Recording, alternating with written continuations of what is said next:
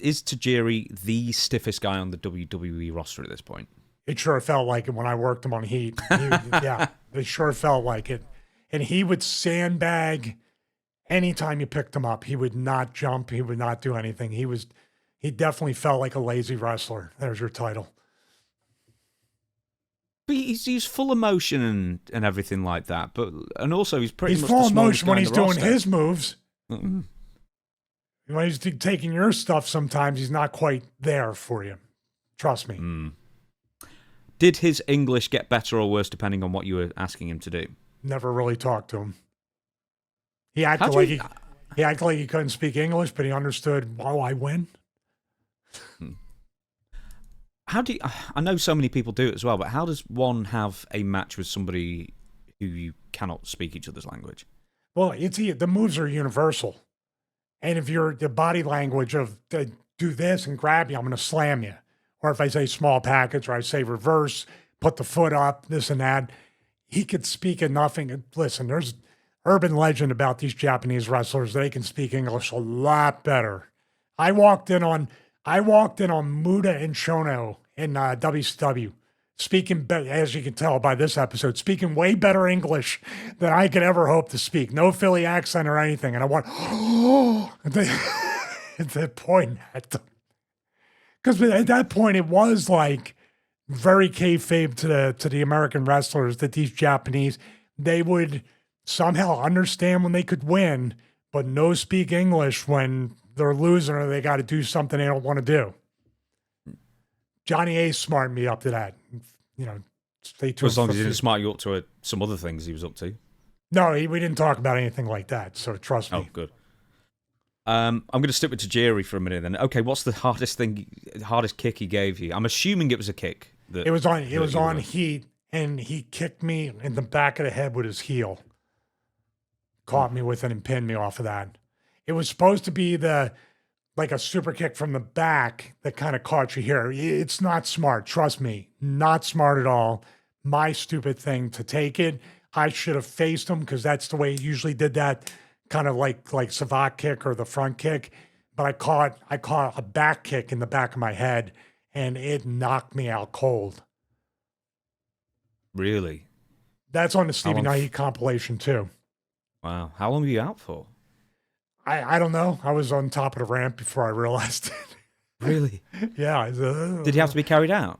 No. I just walked away, I guess, because I took the kick, and the next thing I know, I'm looking at the Titantron, and all I could think of was the Mr. Burns coming out of the forest. Love. I come in peace. Yeah. I was in pieces. That was for sure. Goodness, I bet you were. Crikey. Hey, do you want to be around? Are you going to still do that match next year with the podcast? Yeah, I booked Tajiri. Yeah. As my partner, though. Your first and last match ever. I guarantee it would be. The one thing about Tajiri that always got me, because I used to watch him in ECW, because we got ECW on TNN here. And it was so far behind broadcast. It was like 6 weeks prior. Same with WCW, actually, on Channel 5. They used to have Worldwide here. And it was 6 weeks behind, like, when it actually happened. They just got the tapes really late. So WCW and ECW were sold or bankrupt, and we were still watching them first-run programming 2 months later, it seemed. But Tajiri's finisher was the tarantula. Great-looking finisher. It's kind of, I guess, like Bret Hart's figure four leg lock on the post, as in, obviously, it requires help from the opponent. But when he went to WWF at the time, why did he stick with that finisher? Because he could never, ever win with it. Well, he didn't stick with it. I think in our match, he did it, and then when he let me go, that's when he did the finish after that. It's just an exciting spot there, and it's not stiff at all. That part is fine. So he's not all stiff all the time. But I feel like, I don't know why. I think there's probably...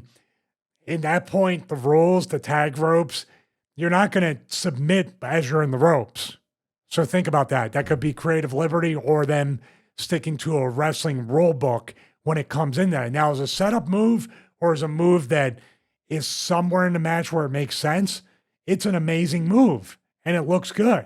And it really does kind of shut down one of the heels in a tag match like here or shut the heel down for you to kick him for the finish because he's so torqued up and everything and selling. So I think it's a great move. I don't think WWE, it would work as a finish because you're literally doing it so far away from the center of the ring, kind of like Jericho's Walls of Shirt Jericho or Lion Tamer is in the middle of the ring when the finish happens.